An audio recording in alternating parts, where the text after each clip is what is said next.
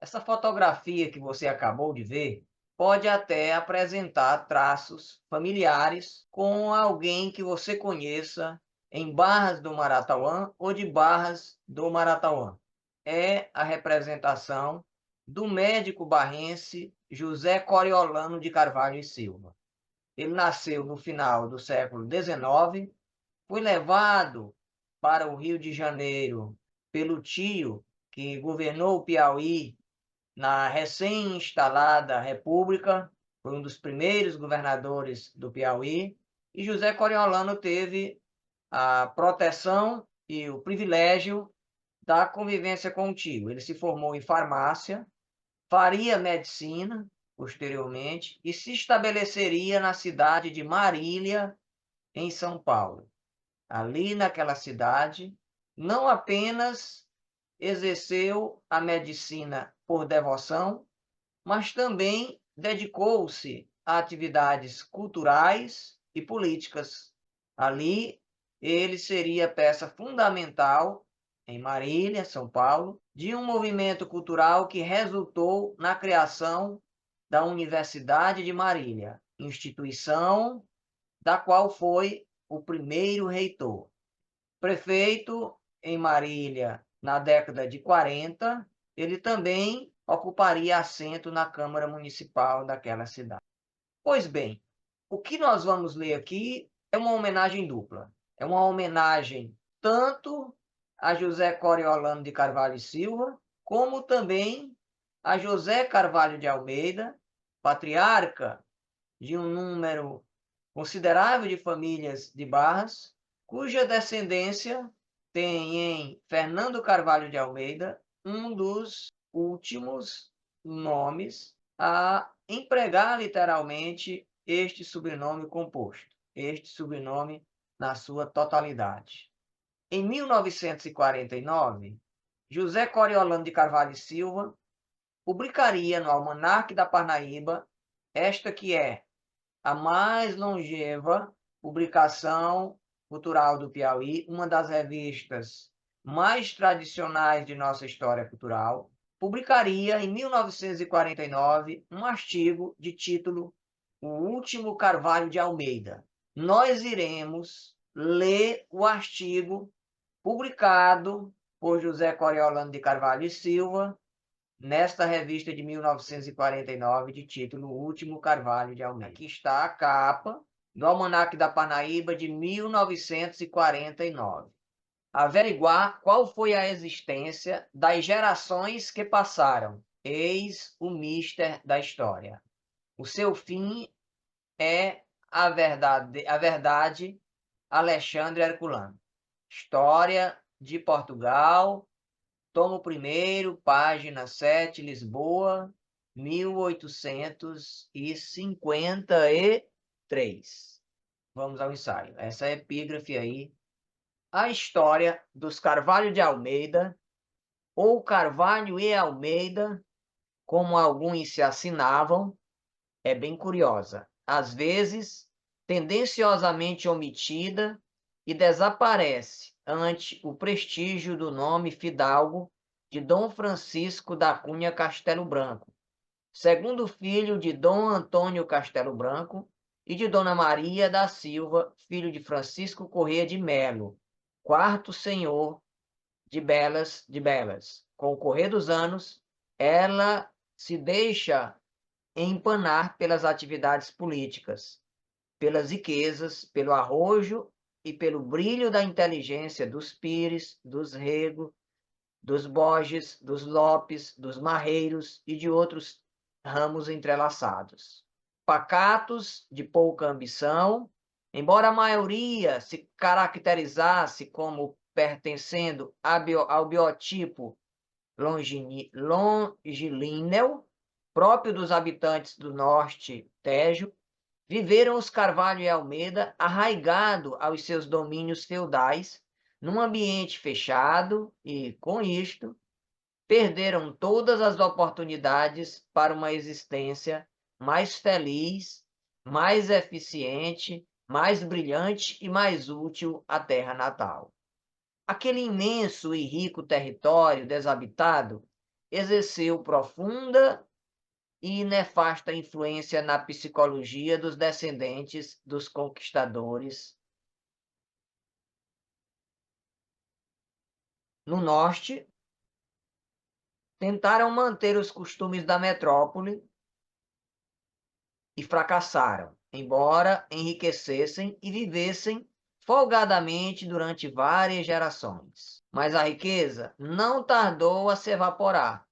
O negro escravo e o ameríndio e outra gente, coletícia nos dias sombrios e fiéis da balaiada, levando a infâmia e a muitos lares, contribuíram fortemente para este desfecho inesperado. Por outro lado, repetiam a todo momento durante o Fausto que a tradição proibia aos fidalgos o exercício de ofícios mecânicos ou rústicos, e com isto produziram dezenas de parasitas. Se nas metrópoles ficavam peões, aqui queriam empregos e sesmarias. Escreveram no Piauí que o filho mais velho de Dom Antônio, de nome Pedro de Castelo Branco, de família radicada em Castelo Branco, desde o tempo de Dom Diniz, recebeu o título de Conde de Pombeiro em 1668, em reconhecimento pelos serviços relevantes prestados à coroa, pois um Castelo Branco, justamente o X-Senhor de Pombeiro, fizera parte daquela nobreza sacrificada em terras africanas, embora eu tenha lido somente o nome de Martinho de Castelo Branco entre os incomparáveis lutadores chefiados pelo rei Dom Sebastião na desastrada batalha de Alcácer Quibir, pode ser explicável pela falta de relatórios e pela desorganização reinante durante muito tempo. Escreveram também que esse título foi dado por Dom Pedro II de Portugal.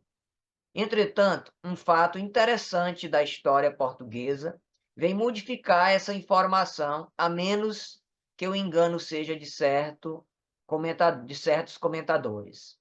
Dom Afonso VI foi aclamado rei em 6 de novembro de 1655, com apenas 13 anos de idade, dia em que faleceu o pai, de modo que Dona Luísa de Gusmão ficou como regente até a maioridade do filho. Doente, possivelmente idiota, o jovem rei encontrou-se à mercê de todas as ambições e fortes correntes políticas se formaram contra a sua orientação governamental e até contra a sua real pessoa, visando afastá-lo do trono. Um dia, bem aconselhado, o rei resolveu reagir contra os seus contumazes difamadores e contra os seus conspiradores, e entre os demitidos e desterrados em 1663, vamos encontrar justamente o Conde de Pombeiro, que fazia parte do grupo de nobres encarregados de assistir e proteger o jovem rei, que dormiam em quartos pegados. Como somente em 1668 Dom Pedro destronou o irmão, causa espécie que concedesse um título já existente numa família tradicional. Aqui devo esclarecer que tenho lido vários nomes de Castelo Branco em diversas regiões da colônia e ignoro de todos se todos pertenciam à família do Conde do Pombeiro. Em face de tantas perturbações políticas, dos desastres militares na África e na Ásia, da deficiência de homens válidos, bem como da pobreza do solo português no fim do século XVII, pode-se avaliar a miséria que reinava em certas camadas sociais da metrópole. Por isso, muitos fidalgos viviam pelões e desprezados. Daí a vinda de um dos membros da família Castelo Branco, a fim de tentar fortuna no Brasil. Dom Francisco da Cunha Castelo Branco, irmão do Conde do Pombeiro, chegou ao Maranhão mais ou menos em 1696. Deixa eu confirmar se é isso mesmo. Com 3 filhas, uma das quais, chamada Dona Clara, contraiu núpcias com o comissário-geral da cavalaria, e as outras se casaram com o fidalgo João Gomes do Rego Barros. Já então, Dom Francisco vivia no Piauí e criava gados no Santo Antônio do Surubim de Campo Maior, onde enriqueceu facilmente. O motivo de preferir essa região, ninguém procurou averiguar, embora todos os estudiosos saibam que os conquistadores vinham acompanhados de pessoas entendidas na exploração das terras e das minas.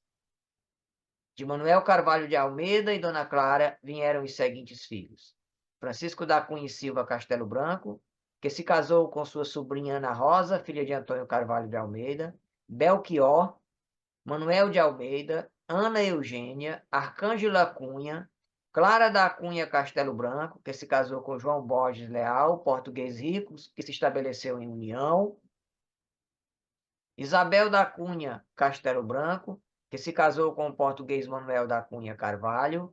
Esse localizou-se em Barras. O casal não deixou filhos. Antônio Carvalho de Almeida, que passa como tendo contraído matrimônio com uma filha de João do Rego Castelo Branco. Deste matrimônio nasceram, entre outros, os seguintes filhos: Ana Rosa, casada com seu tio Francisco da Cunha e Silva Castelo Branco, tão citado pelos fidalgos da família; José Carvalho de Almeida, nascido em 1770 e que se casou com Francisca Castelo Branco e Silva, filha de Francisco Borges Leal Castelo Branco. Este Francisco Borges, por sua vez, era filho de João Borges e do tio do deputado às Cortes Portuguesas, Miguel Borges Leal Castelo Branco, e do tio, vou repetir, deputado às Cortes Portuguesas, Miguel Borges Leal Castelo Branco. Do consórcio da filha de Antônio Carvalho de Almeida, com seu filho, Francisco da Cunha e Silva Castelo Branco, houve, entre outros, os seguintes filhos, cuja descendência é bem conhecida no Piauí: Francisco Gil Castelo Branco, Marcelino José da Cunha Castelo Branco, Ana Clara, que se casou com Miguel de Carvalho. Assim já estamos em face de gerações nascidas e criadas no Brasil e não de portugueses, como fazem constar frequentemente. Por sua vez, segundo o depoimento de meu pai, que possuía memória privilegiada, Trasíbulo de Carvalho e Silva era o pai de José Coriolano de Carvalho e Silva. Vou recomeçar o parágrafo. Por sua vez, segundo o depoimento de meu pai, que possuía memória privilegiada, o poderoso chefe conservador José Carvalho de Almeida era tio de João Francisco de Carvalho e Almeida, que se casou com Ana de Deus Pires Ferreira. De onde vieram os Pires Ferreira? Domingos Pires Ferreira, filho de Domingos Pires de Penedo, da freguesia de Santa Maria Madalena, comarca de Chaves, veio de Portugal para Pernambuco no século XVII, no século XVIII, e casou-se em Recife com Joana de Deus. Desse matrimônio houve 14 filhos, o sétimo dos quais, chamado José Pires Ferreira, foi para o Piauí, onde constituiu o tronco da família Pires Ferreira, enquanto o irmão Gervásio Pires conquistava renome em Pernambuco e deixava numerosa prole. O terceiro filho de José Pires Ferreira chamava-se João de Deus Pires Ferreira, que se casou com Clarinda de Jesus e teve 3 filhos, uma das quais o nome Ana de Deus Pires Ferreira contraiu núpcias com João Francisco de Carvalho e Almeida, sobrinho de João Carvalho de Almeida, e cujo feudo foi constituído em Cabeceiras, perto de Porto Alegre. Quem era Manuel Carvalho de Almeida? Ainda não consegui dados positivos sobre os Carvalho de Almeida, de modo a identificar os seus descendentes na metrópole. Os Carvalho já existiam no século XII, 1100 de nossa era, e eram conhecidos por Carvalho. Carvalhes. Pelágios Carvalhes figura como o mais antigo apelido conhecido. Os Carvalho de Almeida assim se chamavam porque provinham da vila de Almeida, muito antiga e célebre pela resistência que oferecia aos inimigos que a tentavam dominar pelo que seus habitantes passavam como corajosos e dedicados a seus deveres. Na metrópole, porém, o número é muito grande e um dos mais afamados é o Marquês de Pombal, Sebastião José de Carvalho e Melo, que ficou como administrador do Morgado. Longe de mim supor que ele fosse parente do comissário-geral da cavalaria, pois que nada encontrei a respeito. Manuel Carvalho de Almeida, entretanto, é apontado como filho de Belchior Gomes da Cunha e de Isabel Rodrigues, nascido na província do Monte, freguesia de São João Batista da Vila de Linhares. Os filhos consideravam-no como descendente de pais de reconhecida nobreza e fidalguia, tal como se lê em documentos publicados por Pereira da Costa. O certo é que veio fazer fortuna no Brasil, e já no começo do século XVIII o encontramos a perseguir índios no Piauí e no Maranhão, seu nome avulta na expedição contra Manduladino, e sob as ordens de Antônio da Cunha Souto Maior, quando escapou miraculosamente de ser trucidado pelos ameríndios revoltados contra a brutalidade dos conquistadores. Também tomou parte nas bandeiras sob o comando de Bernardo de Aguiar de Carvalho Aguiar. Moço destemido e habilidoso, não tardou a merecer o posto honorífico de comissário-geral da cavalaria, conferido por Cristóvão da Costa Freire. É possível que se aproveitasse dos serviços prestados nas lutas contra os donos da terra para requerer imensas sesmarias, como era costume naqueles dias de ambições irrefreáveis. O certo é que se tornou opulento e, como o sogro, de criar gados em Livramento, de onde irradiou numerosa prole. O certo é que se tornou opulento e, como o sogro, de criar gados em Livramento, de onde irradiou numerosa prole. Se não viesse de família de certo merecimento, não conseguiria casar com a sobrinha do conde do Pombeiro, numa época em que somente os nobres e o clero possuíam direitos. O que, porém, causa espécie e não se justifica nos nossos dias é o fato dos filhos e dos netos de Manuel Carvalho de Almeida não usarem o sobrenome paterno e preferirem o de Clara da Cunha e Silva Castelo Branco. Essa imensa prole estendeu-se de Parnaíba a Oeiras e passou para o lado do Maranhão, sempre se aproximando do rio Parnaíba e criando gados. Casando-se os tios com as sobrinhas e os primos com as primas, os Carvalho de Almeida mantinham a fortuna entre os da mesma família e fixavam os traços característicos dos Carvalho, que ainda vemos nos nossos dias, apesar da miscigenação conhecida. Entretanto, essa consanguinidade foi extremamente nociva, porque as taras familiares se agravaram e perderam a fibra de lutadores de seus antepassados, de modo que hoje se consideram Castelo Branco, Pires, Rego, Borges, Carvalho, etc., mas não Carvalho de Almeida. Não deixa de ser esquisito como esqueceram a origem da família.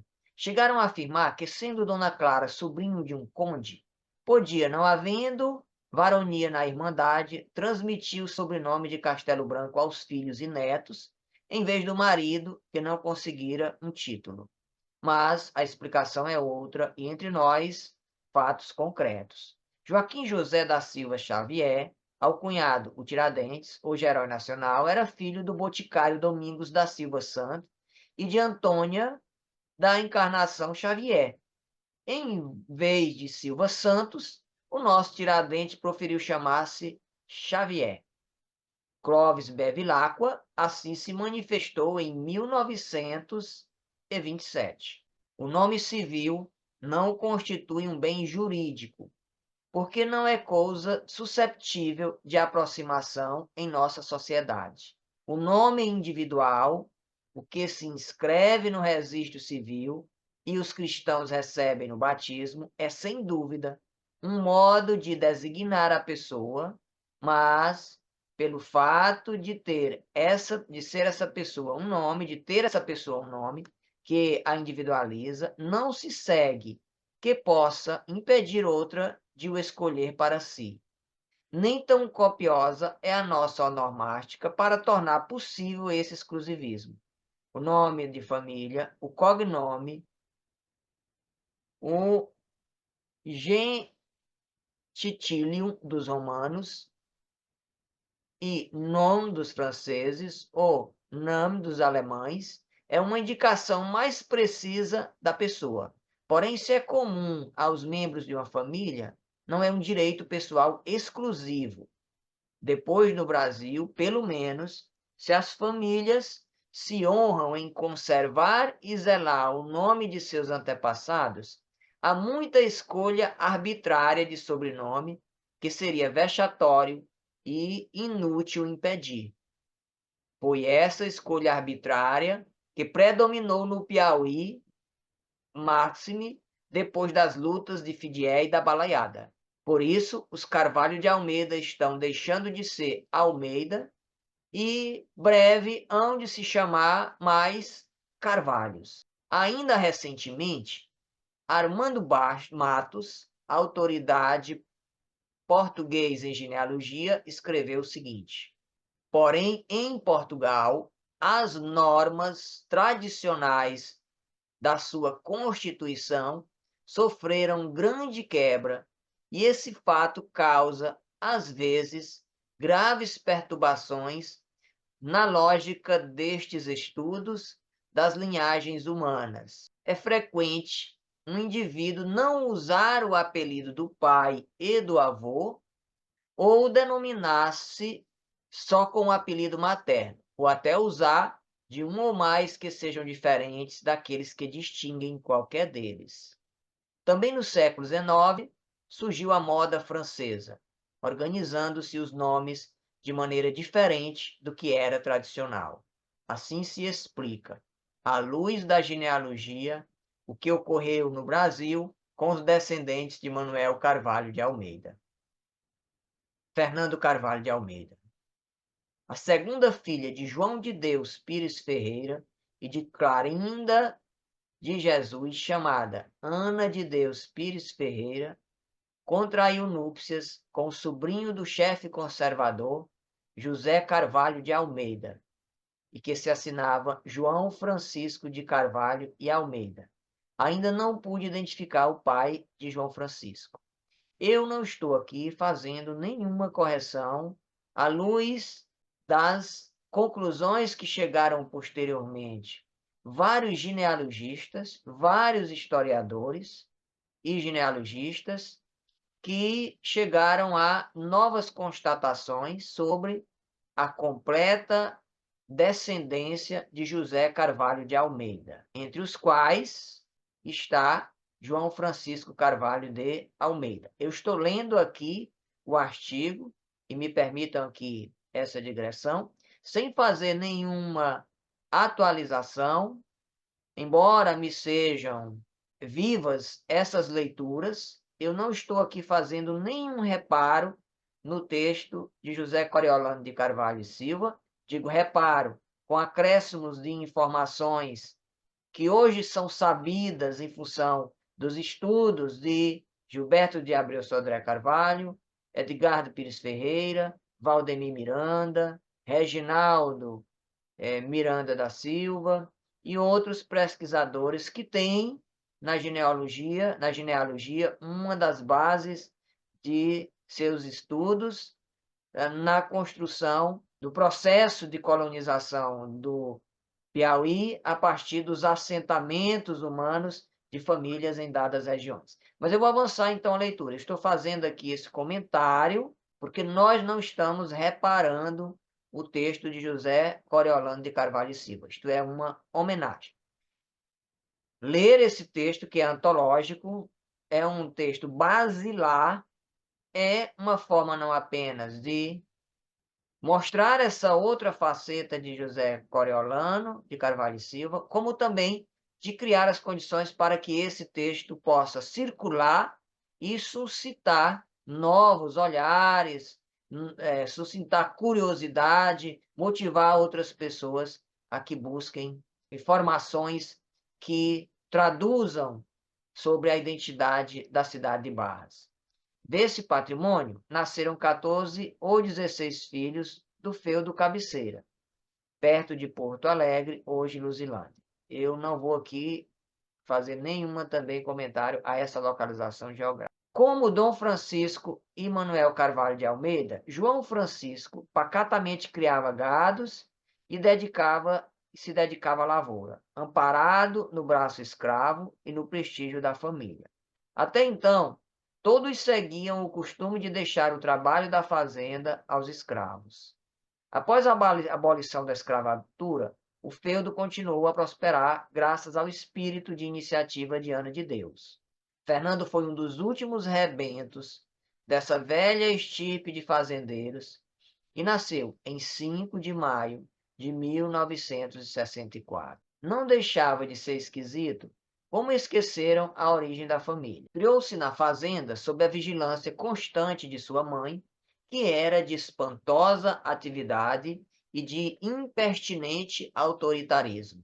Casou-se bem moço com sua prima, Vitória Pires Ferreira, filha de Luís de Souza Fortes, e se instalou em Barras. Rapidamente, foram os Pires se entrelaçando com os Carvalho de Almeida, pois outro filho de João Francisco logo desposava uma irmã de Vitória Pires Ferreira. Meu avô, Alexandre, porém, preferiu casar com a filha de Francisco Borges Leal e de Francisca Vitalina Castelo Branco, e neta de José Carvalho de Almeida e de Francisca Castelo Branco e Silva.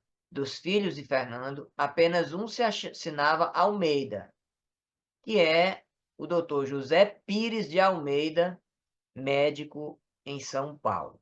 José Pires de Almeida foi amigo muito próximo do autor deste artigo, José Coriolano de Carvalho e Silva.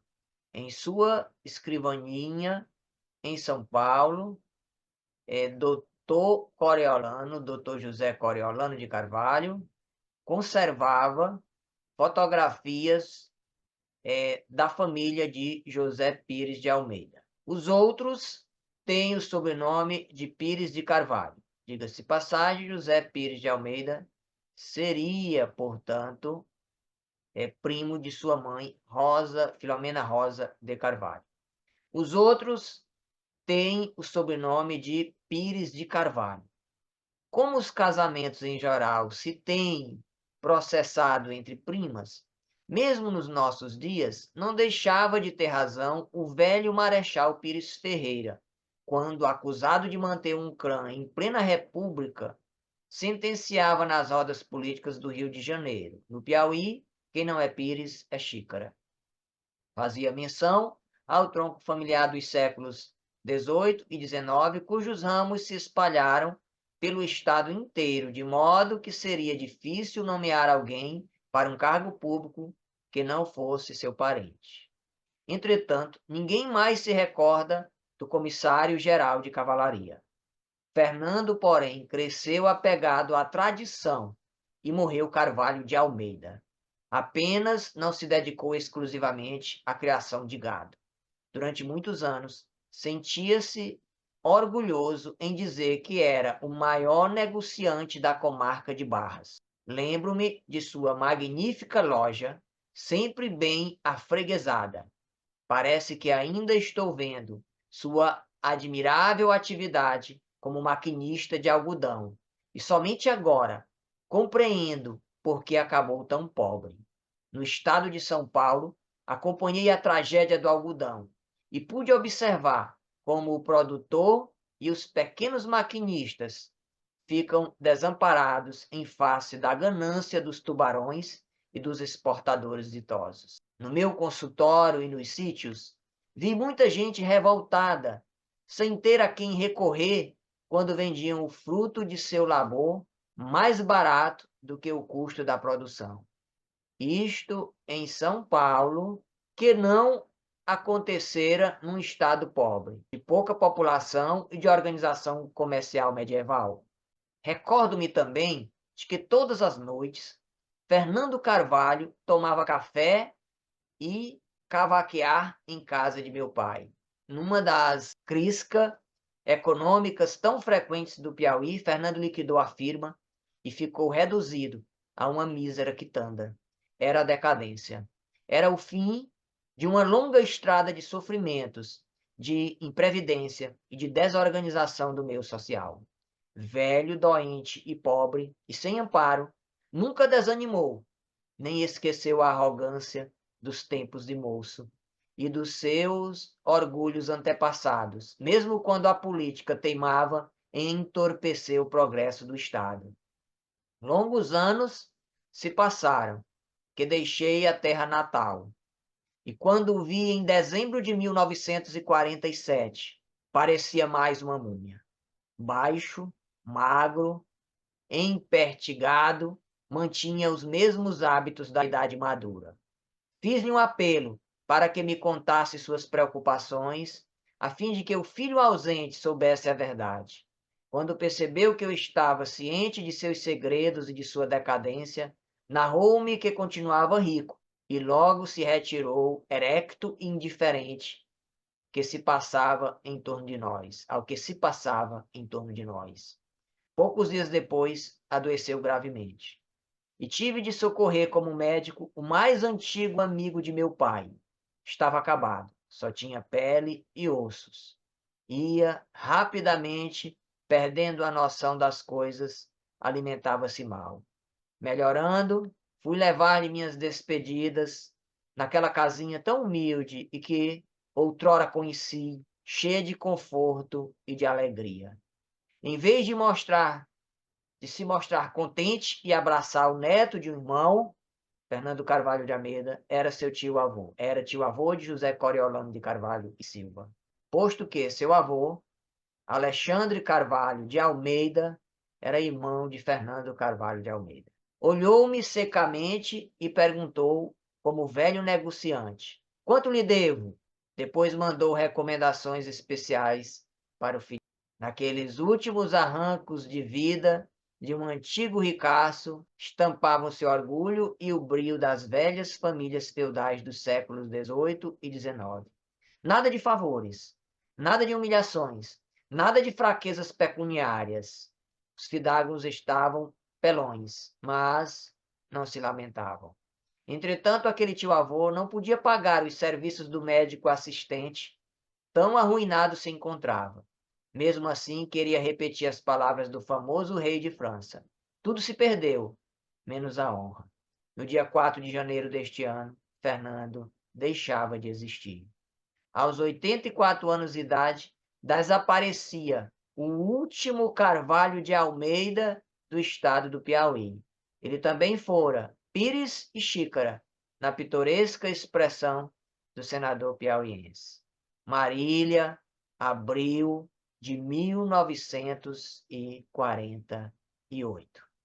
As referências que se fazem constar: História de Portugal, de Alexandre Herculano; História de Portugal, de João Ameal; Índice Heráldico, Lisboa, 1872, do Visconde de Sanches; Manual de Genealogia Português, Armando de Matos; Bibliografia Nobiliárquica Portuguesa, Eduardo de Campos e Castro; Código Civil dos Estados Unidos do Brasil, Clóvis Bevilacqua; História Secreta do Brasil, de Gustavo Barroso; Cronologia Histórica do Estado do Piauí, de Pereira da Costa; Apontamento Genealógico de Dom Francisco da Cunha Castelo Branco, de Antônio Ferraz, de Antônio Leôncio Pereira Ferraz e outros; José Coriolano de Carvalho, Eugênio Marques de Holanda; uma conferência.